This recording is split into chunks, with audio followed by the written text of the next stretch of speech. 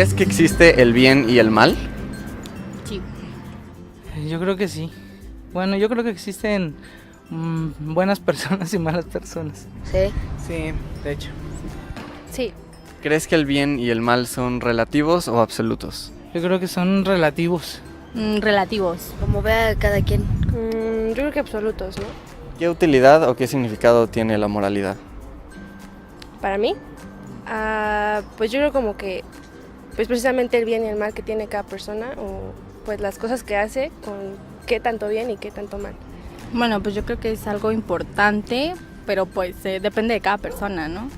Depende al conocimiento que tengas sobre la moralidad y cómo seas tú. Para darle respeto así, como a tus padres o al profesor. Yo pienso que tiene que ver con tu persona, ¿no? En la forma en que tú te conduces, en la forma en que tú reaccionas a diferentes circunstancias. Y yo creo que ahí tiene que ver mucho lo que es la moralidad. ¿Crees que lo bueno y lo malo lo determinan los hombres o lo determina Dios? Los hombres. Yo creo que los hombres, pero pues como que depende de la creencia que tengas, ¿no? O sea, igual y pues hablando de Dios, pues tiene un poco de bien y mal también, lo que pues lo que él da, pero yo creo que todo depende del hombre. Yo creo que eso es de parte del hombre, ¿no? Ya que cada quien toma sus propias decisiones. Yo creo que Dios nos da esa libertad de poder elegir y ya uno decide si hacer el bien o hacer el mal. Pues uno mismo, ¿no? ¿Qué crees que pasa con la gente que escapa de la justicia en este mundo? ¿Hay justicia después de la muerte? Yo creo que sí, o sea, yo creo que sí hay como un lugar para todos, o sea, yo creo que si pues haces mal, yo creo que en algún momento hay como justicia para ti y si haces bien, pues igual, yo creo que depende de cómo eres.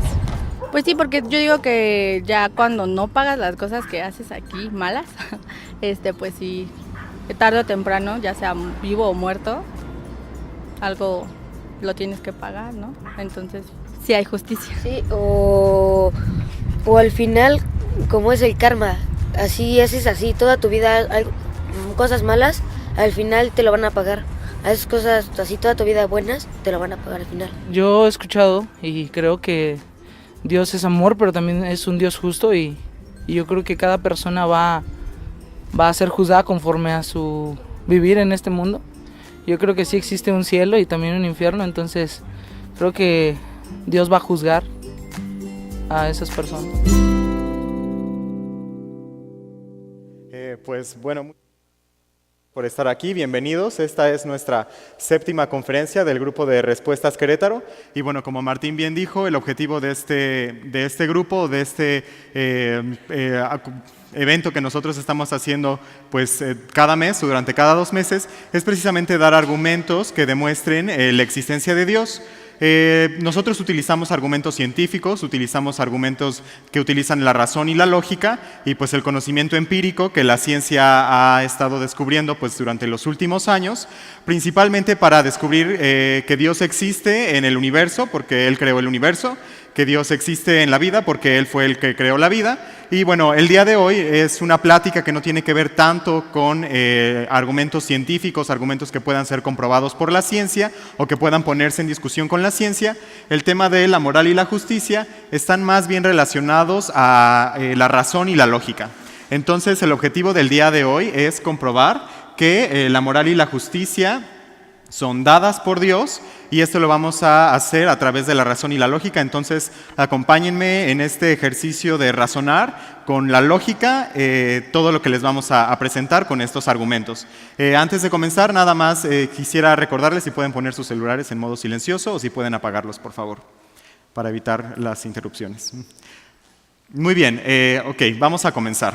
El tema de hoy es la moral y la justicia, inventos del hombre o realidades absolutas.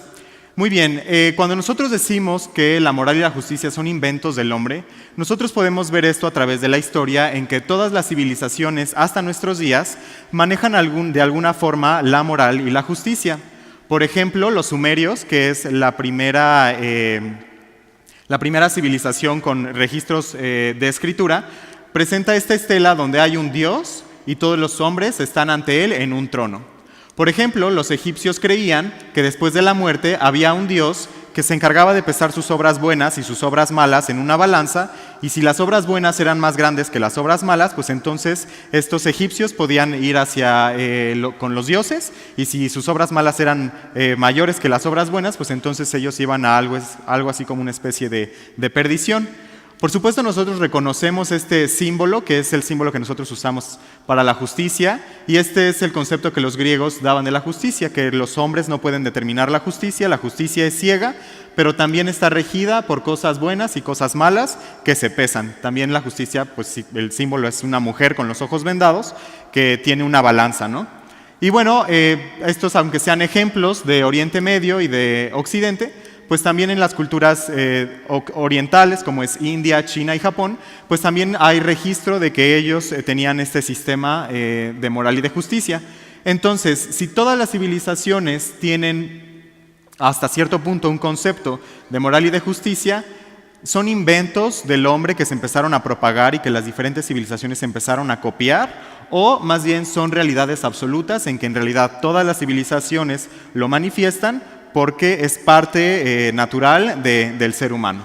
Bueno, es justo lo que vamos a tratar el día de hoy, ver o demostrar si son inventos del hombre o si son realidades absolutas. Para continuar, bueno, también quería comentarles que en todas las culturas, durante toda la historia, existe una noción del bien y el mal. La moral se refiere al bien y al mal. También todos los lenguajes escritos tienen una palabra que asigna a lo bueno y una palabra que asigna a lo malo. Entonces nosotros podemos pensar que el bien y el mal sí existen.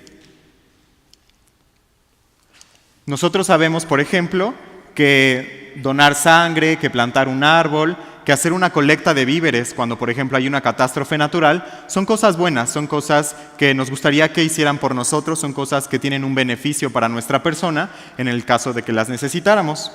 Nosotros también sabemos que, por ejemplo, robar, mentir, o por ejemplo, cuando los niños desobedecen a sus padres en el supermercado, pues todas esas cosas crean como un poco de tensión, no solo entre, ahora sí que el hijo y el padre, o la persona que le miente a la que le miente, o la que le roba del que roba, también pues generan un mal en la sociedad. Son cosas malas que no nos gustan, que nos molesta que nos hagan, y pues que tampoco nos gustaría hacerle a los demás.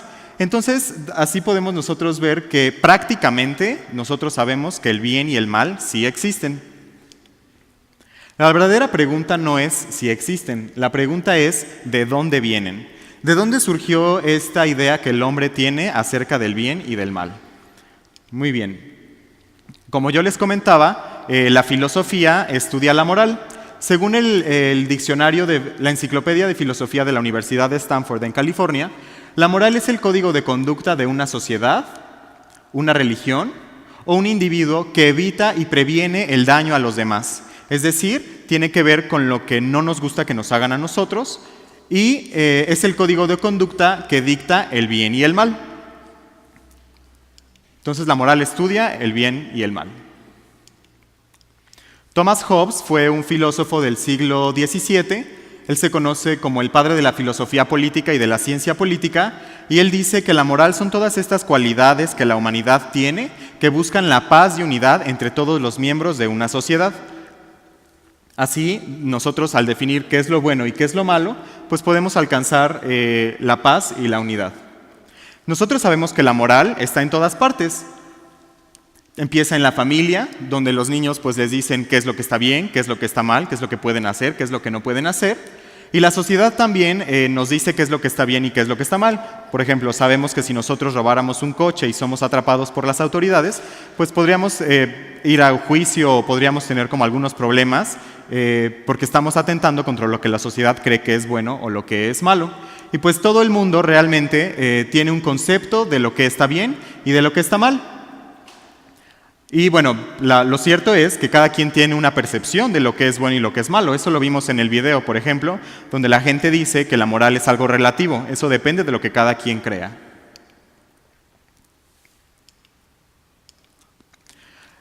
A través de toda la historia, los seres humanos han buscado como las formas de buscar qué es lo que está bien y qué es lo que está mal. Entonces ellos, por ejemplo, propusieron hace aproximadamente 50 años, con la creación de la ONU, la Declaración Universal de los Derechos Humanos. La Declaración Universal de los Derechos Humanos dice que es bueno que todos los seres humanos que habitan el planeta Tierra tengan una casa, tengan que comer, tengan un trabajo a partir del cual puedan ellos mantenerse y puedan tener tiempo de esparcimiento para discutir ideas acerca de política, religión, cultura y arte. La misma Declaración Universal de los Derechos Humanos dice que los seres humanos tienen derecho a la paz. Sin embargo, nosotros sabemos que, por ejemplo, ahorita en algunos países como es Siria, pues realmente no hay paz. Entonces, esta declaración no se está cumpliendo en ese sentido.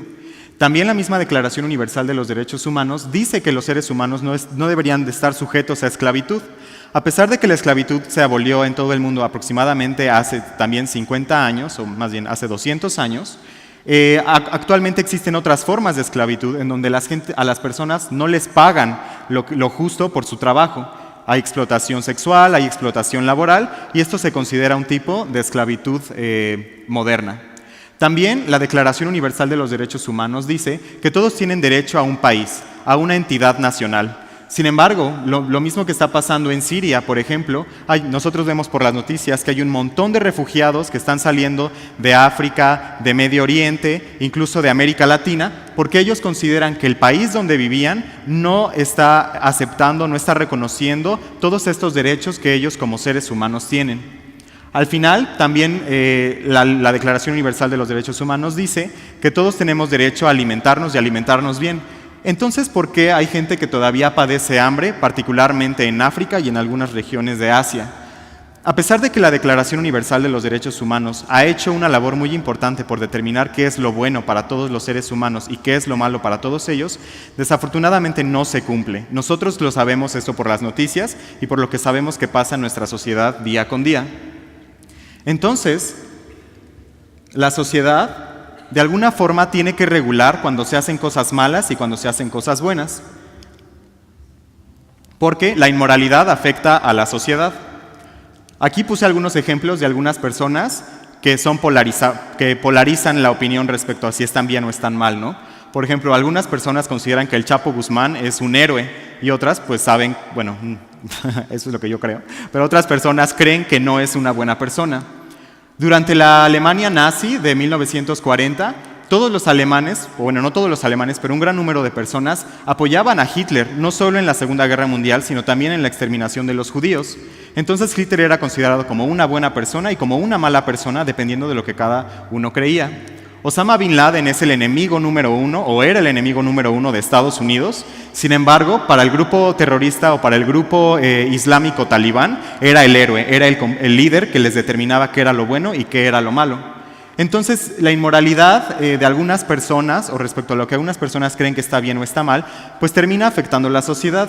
¿Qué es lo que la sociedad tiene que hacer para entonces frenar o regular estos actos inmorales? Bueno, la sociedad depende de la justicia, porque la justicia busca que haya moral. La justicia establece que todos son iguales la justicia es un sistema que dice que todos son iguales. Entonces, si todos son iguales, todo lo que es bueno tiene que ser igual para todos y todo lo que es malo tiene que ser igual para todos. El bien y el mal son iguales para toda la sociedad y la justicia se encarga de ver que esto suceda. Pero la justicia no es suficiente, tiene que haber algo más y eso son las leyes. Las leyes, según Juan Jacobo Rousseau, son el reflejo de la moral. Entonces, por ejemplo, tenemos los 10 mandamientos del pueblo judío, donde explícitamente a través de mandamientos, a través de leyes, el pueblo conocía qué era lo que podía hacer y qué era lo que no podía hacer. También en 1200 en Inglaterra se escribió la Carta Magna. La Carta Magna era este documento que le quitaba todo el poder al rey y entonces comenzaba a abrir la apertura para que la sociedad también pudiera decidir o dirigir qué era lo que creían que estaba bien y qué era lo que estaba mal. Por último, pues está el ejemplo que les mencionaba de la Declaración Universal de los Derechos Humanos. Todos estos documentos son leyes morales que tratan de definir qué es lo que está bien y qué es lo que está mal. Si nosotros entonces hacemos un resumen de la relación que existe entre la sociedad, la moral, la justicia y las leyes, tenemos un grupo de personas que se ponen de acuerdo respecto a qué es lo bueno y qué es lo malo para ellos. escriben un código de leyes donde ellos van a determinar qué es lo que está permitido y qué es lo que no está permitido, y entonces implementarán un sistema de justicia donde se va a corregir o se va a castigar a todo aquel que haga algo malo y se va a beneficiar cuando se haga algo bueno, repartiendo el bien entre toda la sociedad. Así es como funciona nuestra sociedad. Por ejemplo, nosotros tenemos la Constitución Política de los Estados Unidos Mexicanos, que nos dice qué es lo que podemos hacer y qué es lo que no podemos hacer. Sin embargo, como yo les comentaba, pues cada quien tiene una opinión respecto a qué es lo que está bien y qué es lo que está mal. Yo puedo decir que el norte está para allá, pero alguno de ustedes podría decir, no, el norte moral queda de aquel lado. Como yo les ponía en el ejemplo del Chapo Guzmán, de Osama Bin Laden y de Hitler, pues así igual cada una de las personas tenemos una brújula dentro de nosotros que de alguna forma nos quiere decir qué es lo que nosotros creemos que está bien y está mal. Algunos ejemplos que pongo aquí de estas personas es, por ejemplo, Yasser Arafat. Yasser Arafat era el líder de los palestinos. Él creía que era un crimen que los judíos les hubieran quitado ese territorio, y entonces él estaba buscando que hubiera un Estado palestino porque él creía mal lo que los judíos o lo que el Estado de Israel le había hecho. Nelson Mandela estuvo 30 años en prisión por creer que era malo que los negros y los blancos fueran segregados en Sudáfrica, y fueron los blancos los que creían que estaba bien que los blancos y los negros estuvieran segregados los que lo metieron a la cárcel. También tenemos el ejemplo de Mahatma Gandhi. Mahatma Gandhi decía que la India debía de ser libre, que debía de ser independiente de Inglaterra. Los ingleses creían lo contrario. El Dalai Lama cree algo semejante a lo que creía Mahatma Gandhi. El Dalai Lama dice que el Tíbet debería de ser independiente de China. Y bueno, nosotros también tenemos, por ejemplo, a nuestro presidente, cuya moral pues no nos suena muy lógica a ninguno de nosotros. Al final de cuentas creemos que lo que él está haciendo puede estar no tan bien o puede estar mal, o puede estar bien, o puede no estar muy bien. Entonces, si se dan cuenta, la moral y la justicia también tienen que ver con lo que cada uno de nosotros cree y lo que cada uno de nosotros lucha por alcanzar. Evidentemente, en todos estos casos, pues todos ellos son líderes políticos. Y como líderes políticos ejercen o ejercitan el hacer la ley, el implementar la justicia. Entonces es importante que estas cosas las entendamos muy bien, porque cada uno tiene una opinión respecto a lo que está bien y lo que está mal, y entonces nosotros creemos que es así como se construye la moral en la sociedad. Entonces los filósofos se pusieron a razonar respecto a esta incongruencia que existía con la moral y con la justicia. Ellos entonces dijeron que había dos corrientes para la moral. La moral podía ser subjetiva o la moral podía ser objetiva.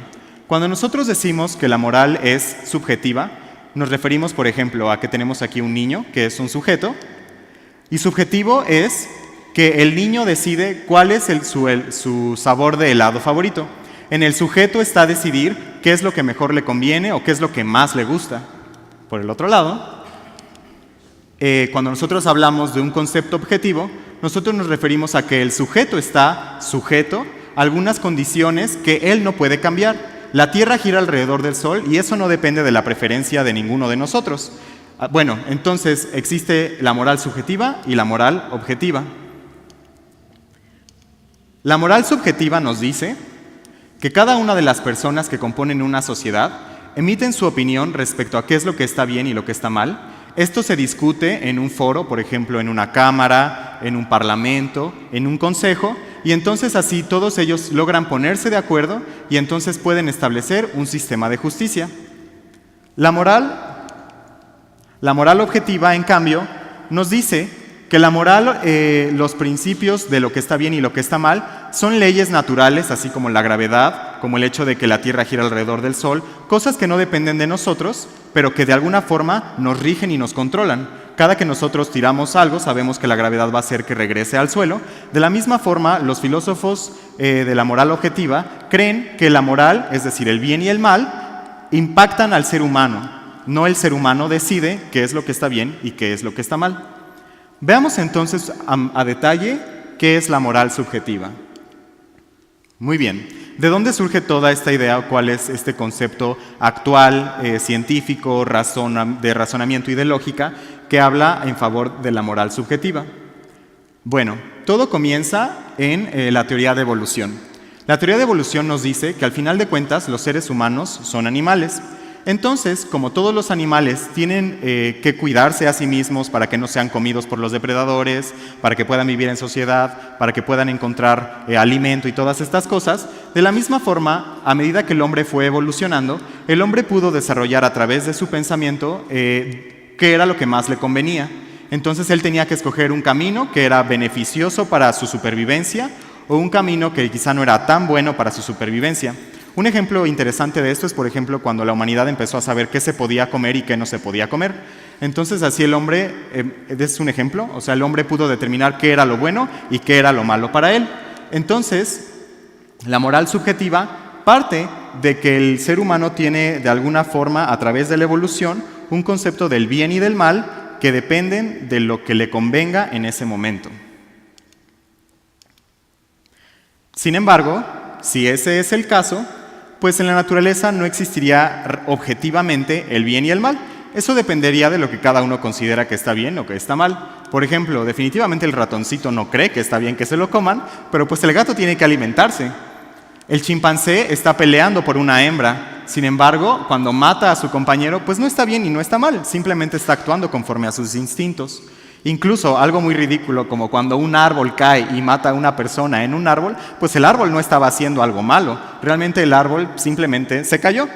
Bueno, de la misma forma, entonces nosotros no podemos juzgar, por ejemplo, ya ven que esto de las corridas de toros es muy polarizado, pues no podríamos decir que un torero está haciendo algo bien o algo que está mal, es semejante al ratón, al gato que está jugando con el ratón. Así como también cuando los chimpancés asesinan a otros miembros de su misma especie, pues cuando hay genocidios masivos, por ejemplo el de Ruanda en 1990, donde murieron millones de personas, por lo que una persona o por lo que un grupo de personas decía que estaba bien, pues nosotros tampoco podríamos decir que está bien o que estaba mal. Así también, por ejemplo, en la Edad Media, cuando había todos estos aparatos de tortura para cualquier razón que estas personas lo habían dicho, pues realmente no estaba ni bien ni mal tampoco. Es como cuando el árbol caía y mataba a alguien. Entonces, objetivamente, en la naturaleza no existe el bien y el mal. Esas son simples construcciones que el ser humano ha hecho para poder llevar una vida mejor o para poder vivir en sociedad. Pero ¿cuál es el problema con la moral subjetiva? Bueno, si nosotros recuerdan nuestra escala, donde la justicia es lo que gobierna al resto de la sociedad, una sociedad que se pone de acuerdo respecto a qué es lo bueno y lo malo, pues si el bien y el mal dependen de cada uno, o más bien no existen objetivamente, sino que más bien es una construcción de la evolución que ha ocurrido en nuestras vidas, pues entonces el bien y el mal no podrían dictaminar lo que una sociedad cree, las leyes no tendrían sentido y por lo tanto la justicia sería un sistema pues irrelevante, porque cada uno piensa lo que está bien y lo que está mal. Ese sistema se tambalearía y se caería. Usemos la razón y la lógica. Evidentemente, esto no es lo que sucede. El sistema más fuerte que cada país, que cada nación tiene, es su sistema de justicia. Es lo que regula completamente cada una de las cosas que uno puede o no puede hacer. Entonces, algo anda mal con la moral subjetiva. De la misma forma, si nosotros decimos que la moral subjetiva partió de la evolución en donde nosotros buscábamos qué era lo mejor para todos nosotros y lo que nos convenía en ese momento, pues entonces podemos hacer el mal y no pasa absolutamente nada. Yo puedo ser un narcotraficante que está vendiendo droga y que está produciendo mucho dinero, yo puedo ser un político corrupto que roba al país o a los países y no pasa nada porque la justicia no me va a atrapar. Suenan a ejemplos quizá como muy burdos, pero nosotros sabemos que esta es una realidad en nuestro país hoy en día. Entonces, si no tiene sentido hacer el bien y el mal, si el bien y el mal no existen y la justicia al final de cuentas tampoco existe, entonces ¿por qué nos preocupamos por no robar, por no matar, por no mentir? Al final de cuentas no hay un sistema de justicia real, objetivo, que pueda decirnos que lo que estamos haciendo está bien o está mal. Evidentemente, para los filósofos, esto representó un problema muy grande. Y no solo estoy hablando de filósofos cristianos o filósofos que crean en Dios. Hay filósofos, incluso ateos, que dicen que la moral subjetiva, de alguna forma, algo ahí anda mal. Entonces ellos se pusieron a razonar y dijeron, no, la moral subjetiva no es real. La moral tiene que ser objetiva. No. Entonces, lo que ellos dijeron era que la moral objetiva sí existe, a pesar de que el ser humano no pueda entenderla, que la moral, o algunos piensan que la moral objetiva sí existe y es dada por Dios, y algunos incluso dicen que sí hay sociedades que viven de forma inmoral, porque la moral objetiva no la están viviendo de acuerdo a lo que la ley de la naturaleza ha dicho que está bien y está mal. De esta forma nosotros podemos ver, de forma racional y de forma lógica, que la moral subjetiva de alguna forma traería muchos problemas a nuestra sociedad si ese fuera el caso. Entonces, para continuar con el argumento de la moral objetiva, dejo a mi compañero Raúl que continúe. Muchas gracias, Conrado. Muy buenas noches. Yo les voy a presentar por qué los valores morales objetivos sí existen. Y para ello, bueno, acabamos de ver con Conrado que realmente una sociedad que se rige por valores subjetivos o por moral subjetiva, pues no tiene ninguna regulación. Yo puedo hacer lo que yo quiera sin que me pase nada, sin que tenga consecuencias, y si yo mato a una persona, pues a mí no me afecta y a ti no te debe afectar porque todo es subjetivo. Entonces yo les quiero poner algunos ejemplos. Para comenzar, ¿ubican qué es esto? Esto fue el Holocausto, causado por los nazis en Alemania en 1940. En todas las culturas, en todos los países actualmente, cuando uno piensa en esto, ¿piensa que es bueno o que es malo? Todos piensan inmediatamente, eso fue malo, eso fue un genocidio, eso fue injusto. Entonces, automáticamente todas las culturas y todas las personas actualmente consideran esto como algo malo. Eso es una muestra de que la moral no es subjetiva, sino es objetiva. ¿Por qué? Porque para los nazis en ese momento eso era algo bueno, era algo correcto. ¿Por qué? Porque pues, eran la civilización, eran mucho más importantes ellos, tenían ciertas características, y los judíos pues realmente no. Para ellos eso era bueno. Sin embargo, todos sabemos que eso fue malo. Esa es una muestra de que realmente la moral objetiva sí existe. Veamos otro ejemplo. El abuso infantil, el asesinato, el secuestro, incluso el robo. ¿Es simplemente una preferencia? Yo escojo que el asesinato es malo y otra persona puede escoger que es bueno. Yo escojo que el abuso infantil es malo y otra persona puede escoger que es bueno. Por supuesto que no. Todos también castigamos eso. Para todos nosotros eso son acciones que se catalogan como malas. Y en todas las culturas esto es catalogado como malo. Por ejemplo, desde el inicio, justamente Michael Rousseau, un filósofo y agnóstico inglés, dice: el hombre que dice que es moralmente aceptable el abuso a menores está tan equivocado como el hombre que dice que 2 más 2 es igual a 5. Porque es imposible, o sea, no podemos decir que el abuso infantil es algo moralmente aceptable. Todas las culturas lo catalogan como algo malo. Entonces realmente sí existe una moral objetiva independientemente de que las personas que están haciendo el mal piensen que es correcto. Y eso lo vemos, eso no depende ni siquiera porque, bueno, es que el tiempo ha pasado, hoy en día ya se ve esto como malo, pero antes se veía como bueno. Realmente no. Pongamos un ejemplo. El Código de Hammurabi se escribió o se piensa que fue de 1754 a.C. Y es el primer conjunto de leyes del que se sabe. Fue escrito por Hammurabi, un rey de Babilonia en ese momento, y donde incluso está escrita la ley de Talión, que dice ojo por ojo, diente por diente.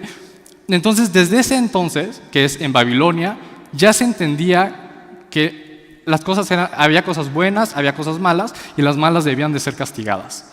Si queremos irnos un poquito más atrás, las instrucciones de Shurupak son de 2600 años antes de Cristo. Son instrucciones para la piedad, la virtud y la comunidad. Y este es el registro más antiguo del que se tiene. Esto fue escrito por los sumerios, que es la primera, que se piensa que es la primera civilización donde se tienen ya registros escritos, y ellos ya estaban hablando de piedad, de virtud, de buenas acciones, de qué es lo que se debía hacer bien y qué se debía hacer mal. 2600 años antes de Cristo. Entonces, esto no depende, la moral objetiva no depende del tiempo, de las culturas. Y obviamente podemos poner el ejemplo de la misma Biblia, donde están los 10 mandamientos, que se escribió los 10 mandamientos, más o menos podemos pensar que fue en 1500 antes de Cristo, y también nos hablan del bien y del mal. Ahora, también existen ciertos símbolos que son aceptados como algo bueno en todas las culturas. Por ejemplo, este símbolo, ¿qué quiere decir? Discapacitados, que este lugar es para discapacitados, que yo no me puedo estacionar en ese lugar. También otro, como el respeto a los peatones o que hay que guardar el lugar de cuando están embarazadas las chavas.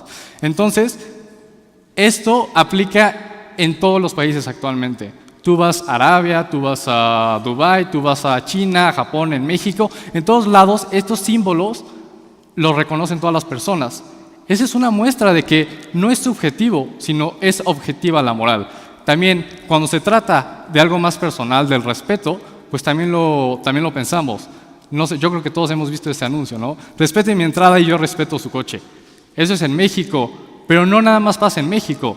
No sé si alguno de ustedes sepa chino, pero aquí también ellos, o sea, los chinos piden que se respete su entrada, incluso los árabes. Unos pueden decir, no, es que los árabes que tienen culturas tan diferentes, no, los árabes también piden respeto por su entrada, como podemos ver en estos 3 casos. En China, en India, en México, se busca, o sea, llegan a las mismas conclusiones, llegan a la misma moral objetiva. Si todo fuera subjetivo, no podrían llegar a estas mismas conclusiones de respétame o respeta a las embarazadas o respeta a los minusválidos.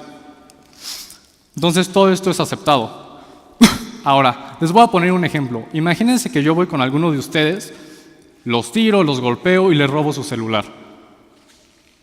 Van a pensar seguramente, no, es que pobrecito, seguramente tiene hambre, entonces me robó el celular para irlo a vender y poder comprar comida, porque, o sea, absolutamente no. Seguramente nuestra expresión va a ser algo como esto. Y seguramente ustedes me van a decir cosas como, eso no es justo, eso no está bien, eso no es correcto. Al utilizar este tipo de afirmaciones, estamos reconociendo que hay moral objetiva, que no depende de si el que robó el celular era bueno o era malo. Realmente ese es un acto malo y hasta nosotros mismos lo podemos reconocer. Entonces, al reconocer este tipo de afirmaciones, estamos reconociendo que existen valores morales objetivos. Ahora, hay que entender, si nosotros somos el resultado, como estaba comentando Conrado, de la evolución, de una evolución biológica, seríamos como los animales. Con los animales no podemos catalogar sus actos o lo que ellos hacen como bueno o malo. O no sé si algunos de ustedes han dicho, ese es un león asesino. O si han pensado, no, esa es una ardilla terrorista porque entró a mi casa y me robó las nueces o lo que tenía. Realmente no. Cuando estamos hablando de animales, pues sus actos no tienen ningún peso moral, simplemente actúan por instinto. Si nosotros actuáramos por instinto, entonces no tendría ningún peso moral lo que hacemos. Si yo te robo el celular o si yo soy un terrorista o un asesino, pues estaríamos actuando como los animales. Pero hay también otro punto importante antes de llegar a esto. Si nosotros somos un resultado de la evolución, nosotros sí actuamos por instinto y buscamos siempre nuestro propio beneficio. ¿Por qué? Porque en la evolución habla de que debe de sobrevivir el más fuerte. Los débiles se van quedando y vamos evolucionando y vamos siendo mejores. Sin embargo, hay que entender ciertos actos que nos hacen completamente diferente en cuanto al instinto. Hay actos de malicia, hay actos que son malos en sí, pero pueden ser beneficiosos para mí. Se le llama egoísmo. Un ejemplo de eso puede ser la mentira, el robo. Todo eso está catalogado como algo malo. Pero, pues si yo robo dinero, pues es beneficioso para mí. ¿Por qué? Porque voy a tener más dinero o porque voy a tener un celular bueno. Pero no, realmente eso es algo malo. Pero hay actos de bondad, hay actos buenos que pueden ser malos para mí, que se le llama sacrificio. Un ejemplo, una persona acostándose para que todos puedan pasar sobre él y cruzar al otro lado, o algo más real, un bombero. Un bombero está sacrificando su integridad, está sacrificando su propia vida para salvar a otra persona. Y esto lo vemos como algo bueno, como algo admirable. Si somos igual que los animales, es irracional pensar que yo voy a arriesgar mi propia integridad por el de alguien más, porque se supone que si tiene que sobrevivir el más fuerte, pues entonces yo tengo que buscar sobrevivir a toda costa. Ahora, cuando nosotros hacemos este tipo de actos, que son actos de sacrificio, automáticamente vemos a estas personas como héroes. Por ejemplo, Martin Luther King, Nelson Mandela o incluso la Madre Teresa de Calcuta. Son héroes, son personas que son admirables, que nosotros son un ejemplo a seguir. Si no existieran los valores morales objetivos, no podríamos pensar que ellos son personas a seguir, o sea, son ejemplares. ¿Por qué? Porque van en contra incluso de la evolución. Sin embargo, sí podemos pensar eso. Eso sí nos hace diferentes a los animales. Entonces, ¿qué es lo que nos hace diferentes? Bueno, que nosotros tenemos capacidad de reconocer los valores morales objetivos. Nosotros sí podemos reconocer qué es bueno y qué es malo, pero ¿cómo lo reconocemos? Bueno, lo que tenemos para reconocer estos valores morales objetivos es la conciencia. La conciencia, que es objetiva y universal, es la que nos lleva a reconocer todos estos actos como buenos o malos. Entonces, la conciencia no es subjetiva, es algo que está dentro de nosotros y, como es universal, aplica en todas las culturas y en toda la época. Incluso la tenemos desde que nacemos, desde el momento en que nacemos, porque ustedes me pueden decir, no, pero es que la conciencia se va moldeando respecto a lo que nos enseñan en la familia, en la sociedad. Realmente no, desde que uno nace, tiene esta noción de lo que es bueno y lo que es malo. Y para ello, si no me creen, les voy a enseñar un videito donde va a explicar esto. All right, so we'll have you sit right here with her and then just scoot her all the way up to the front of the table there. We run puppet shows in the lab. I need to do something fun now, okay? They are either hand puppets or little wooden shapes in which one character plays the role of the good guy and another character plays the role of the bad guy. Up goes the curtain. One puppet tries but fails to get to the top of the hill, sort of struggling and falling back down. On alternating trials, we show infants one character who comes and bumps the climbing character up the hill, and down goes the curtain. If you're ready, up goes the curtain. On another trial, we have a character who comes and bumps the character down the hill. Down goes the curtain. And up goes the curtain. Infants see that interaction sort of over and over again, between 6 and 14 times. After they're sort of finished looking at it, when they're nice and bored, we simply ask them to choose between the two characters.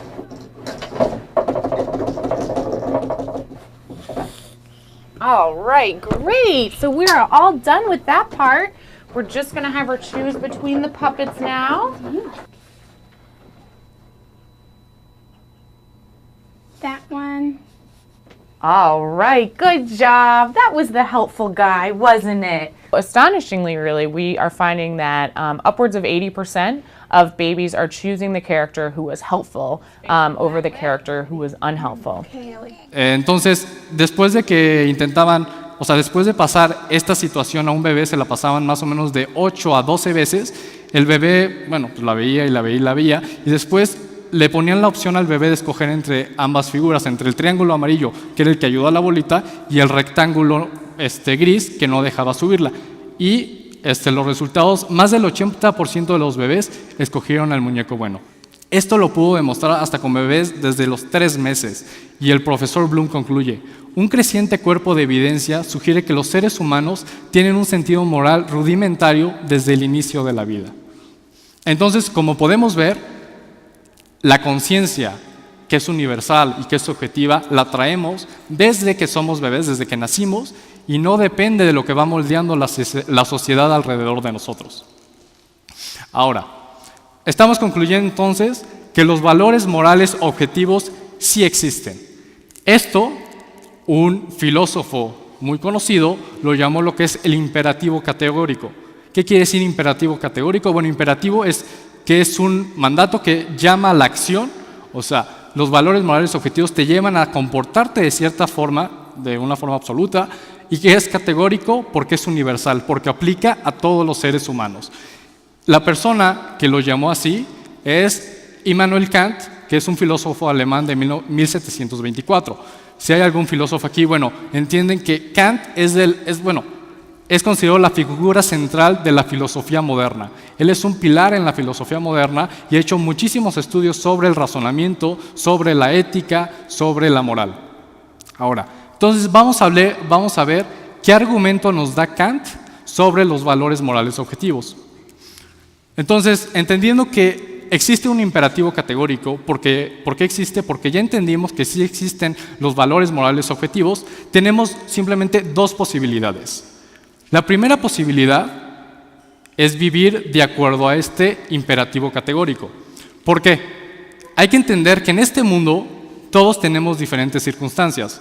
Hay personas que tienen mucho dinero, hay personas que no tienen dinero, hay personas muy guapas, hay personas muy feas, hay personas chaparras, hay personas altas, hay personas que tienen capacidades físicas mucho mayores a otras. Entonces, la única forma en la que podríamos, y digo podríamos, llegar a ser felices es vivir moralmente. Es lo único que tenemos que sí podemos hacerlo, o sea, independientemente que yo sea rico o que yo sea pobre, yo tengo la capacidad de vivir moralmente o inmoralmente. Entonces, si nosotros vivimos de acuerdo a este imperativo categórico, vamos a tener felicidad. Ahora, la otra opción es no vivir de acuerdo a este imperativo categórico, vivir una vida inmoral. Entonces estaríamos ignorando el imperativo categórico y por lo tanto viviríamos con culpa. Hay personas que dicen, yo no vivo, o sea, yo no creo que existen los valores morales objetivos, todo es subjetivo, yo puedo vivir como yo quiera, Dios no existe, etcétera, etcétera. Pero por más que lo quieras razonar en tu mente, la culpa que uno siente nunca se puede quitar.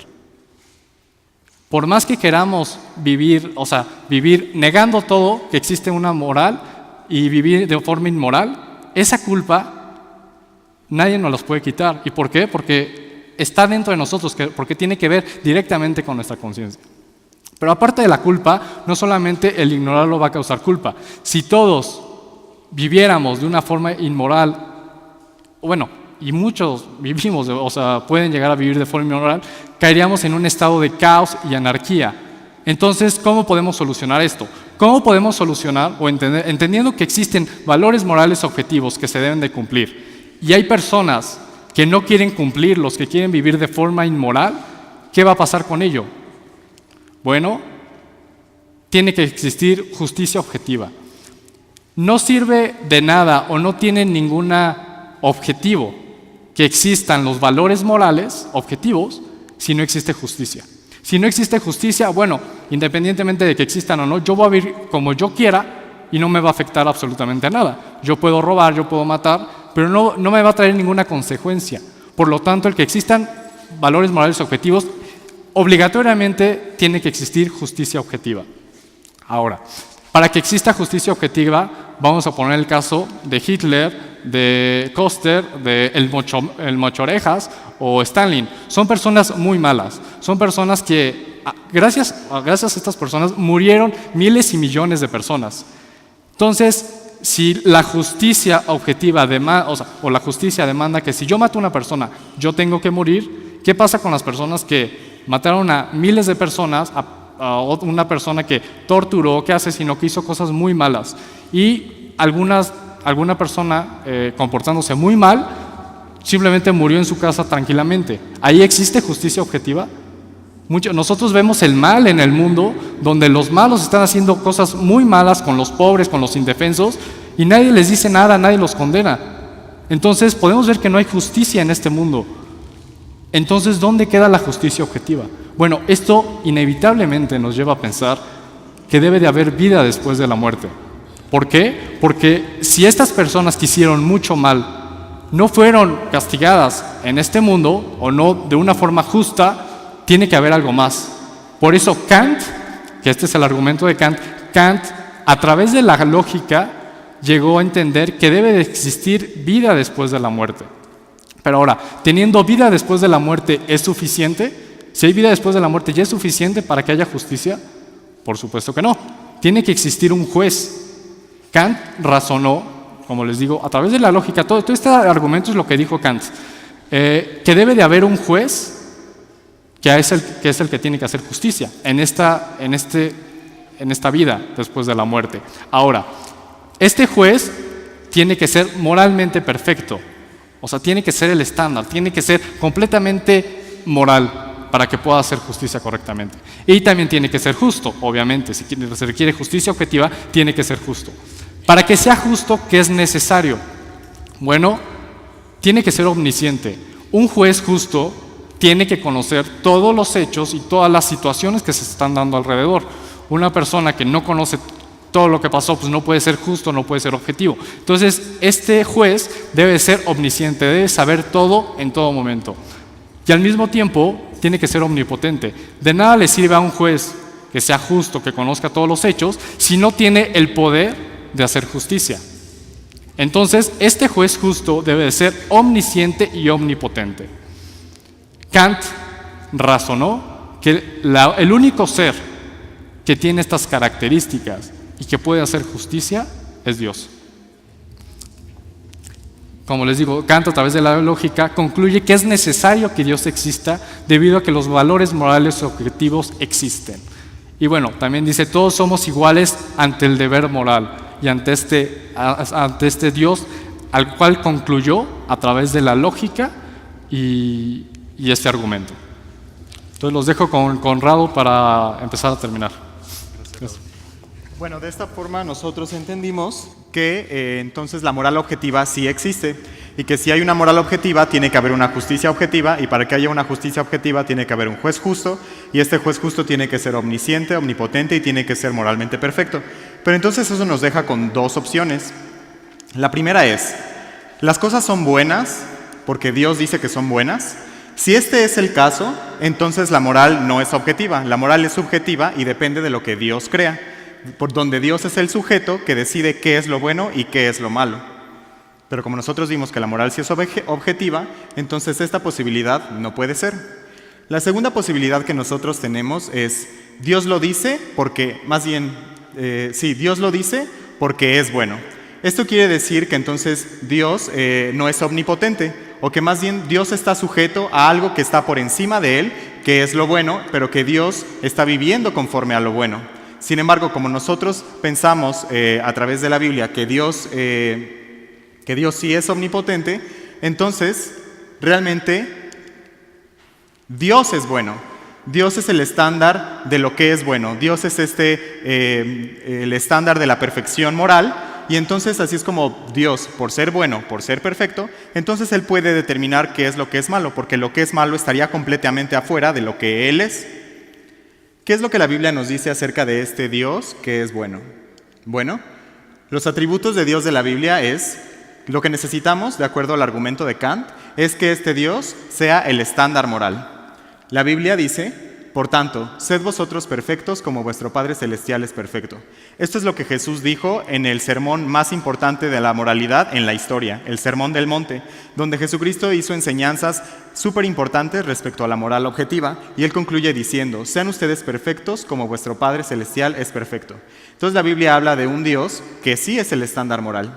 En segundo lugar, el juez que determina la justicia tiene que ser un juez justo, no puede ser un juez malo. El Salmo 7, escrito por David, dice, Dios es juez justo y un Dios que se indigna cada día contra el impío.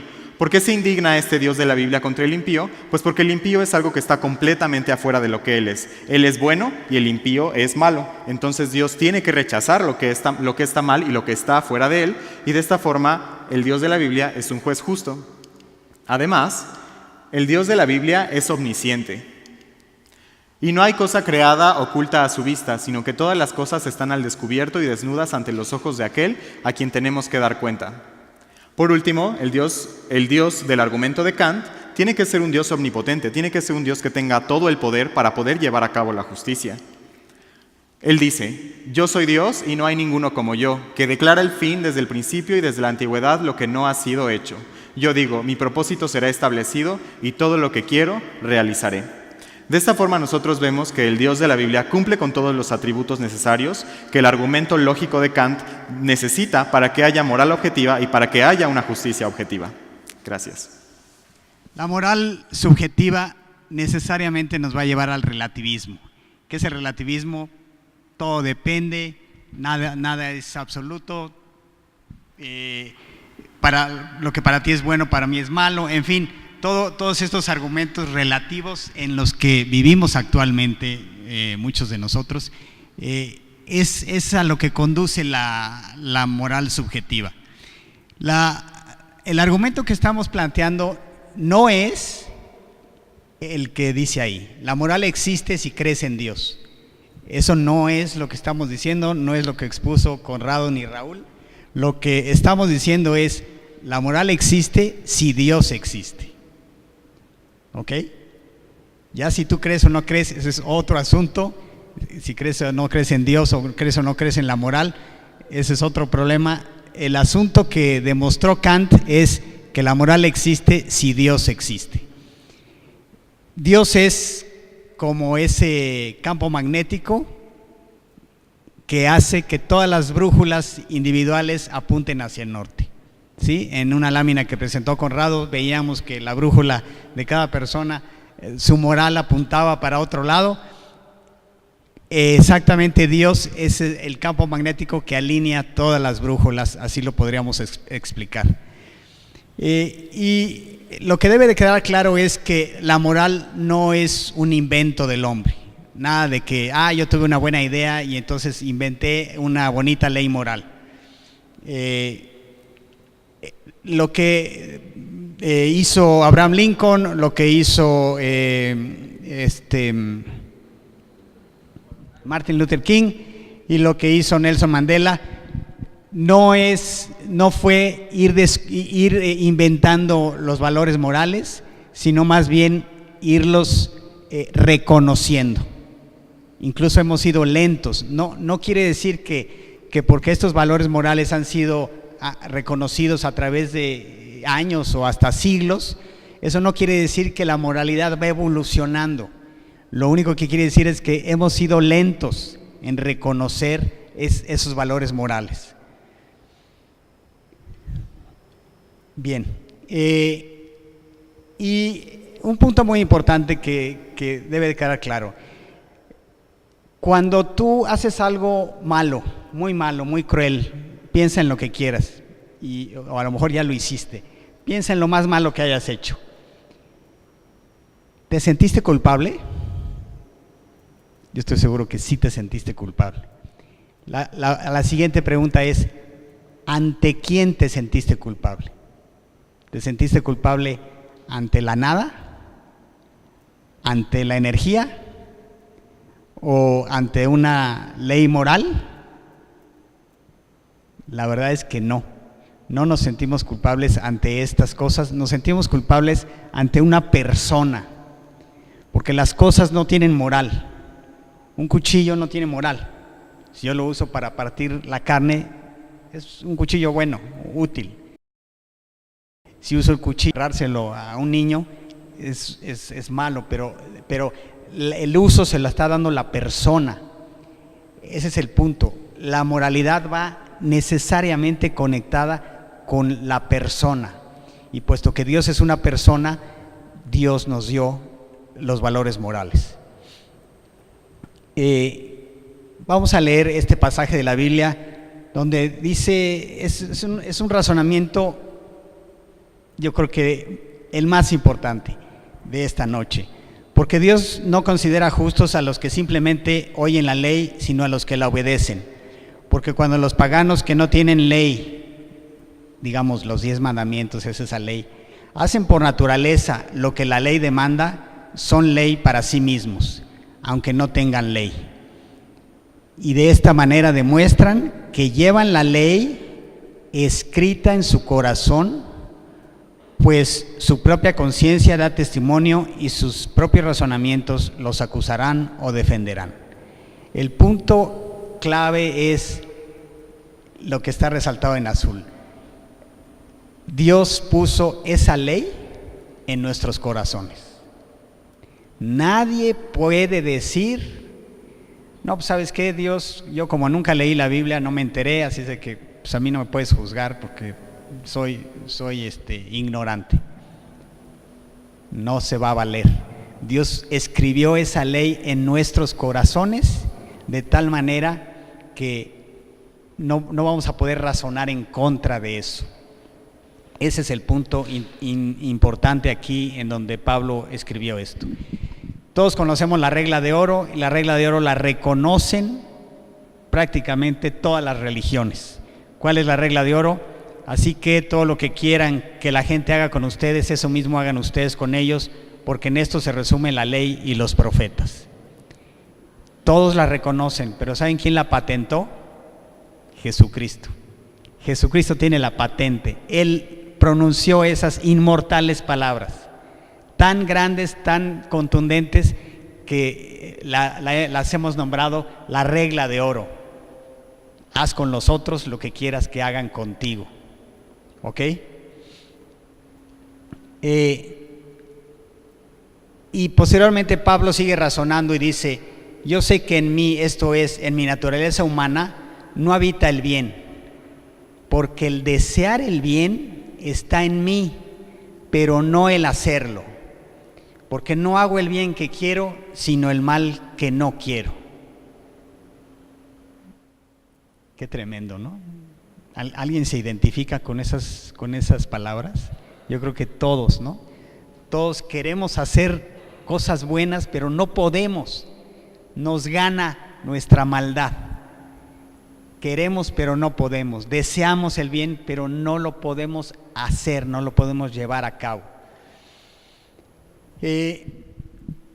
¿Cuál es la secuencia? La secuencia que hemos venido platicando, que es la que demostró Kant. Existen estos valores y obligaciones morales, lo que él llamó el imperativo categórico. Dice Pablo: deseamos hacer ese bien, esos valores morales, sí los deseamos, todos ustedes los desean en el fondo de su corazón, sí los desean. A nadie le gusta enojarse, a nadie le gusta pelearse, a nadie le gusta hacer mal. Todos en el fondo queremos hacer lo bueno, pero no podemos hacerlo.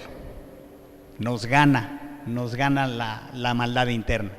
¿Y qué ocurre? Que sentimos culpa,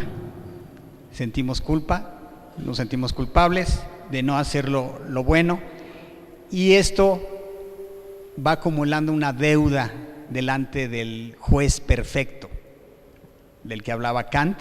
¿Tiene que haber un juez perfecto después de la vida? Sí, tiene que haber.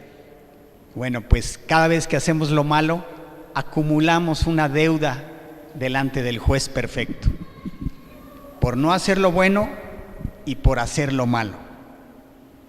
Por las dos cosas vamos acumulando esta deuda delante de Él, y todos quisiéramos que llegando allá con Dios le dijéramos: a ver, ¿paso con 6 o con 7? Pues diría Dios: no, ¿sabes qué? Para estar conmigo tienes que llegar con 10. Oye, no, pero ¿cómo con 10? ¿Qué quieres entonces? ¿Que Dios acepte un porcentaje de maldad, de corrupción, de inmoralidad? ¿Cuánto? ¿1%? ¿0.1%? Bueno, ya con eso Dios se corrompería. Ya está aceptando maldad. Entonces Dios no puede aceptar ni siquiera el 0.001%, porque Dios se corrompería. Entonces Dios exige perfección. Ese es el punto. Y como nadie es perfecto, absolutamente nadie en toda la historia de la humanidad, nadie ha sido ni será perfecto, entonces Dios tuvo que arreglar este problema moral, y por eso proveyó a un sustituto, un redentor, que es nuestro Señor Jesucristo, y que resolvió todo cuando fue a la cruz. Ahí se resolvió nuestro problema moral que tenemos delante de Dios. Bien, ya para terminar, les voy a plantear aquí una apuesta. Es la conocida apuesta de Pascal. Pascal fue un filósofo, matemático, físico francés, que murió, por cierto, murió a los 39 años, muy joven.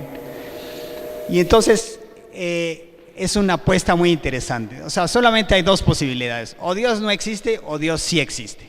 ¿Sí? No puede haber otra opción. Y Pascal lo planteó así: si yo le apuesto a creer en Dios, o cualquiera le apuesta a no creer en Dios, ¿sí? Son las dos apuestas, ¿ok? Bueno, si le apuestas a creer en Dios y Dios no existe, pues no pasa nada. Si tú le sigues apostando a creer en Dios y Dios sí existe, tienes vida eterna. Si le apuestas a no creer en Dios y Dios no existe, no pasa nada.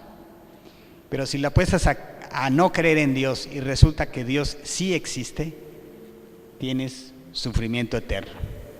El punto es este, miren, no sé, para que quede más claro. Tú le apuestas a creer en Dios. Si Dios no existe, no pasa nada. Y si Dios sí existe, tienes vida eterna. Es decir, si ganas la apuesta, tienes vida eterna. Y si pierdes la apuesta, no te pasa nada. ¿Sí? Planteado así. Si tú le apuestas a no creer en Dios y ganas la apuesta, no pasa nada. Y si pierdes la apuesta, tienes sufrimiento eterno.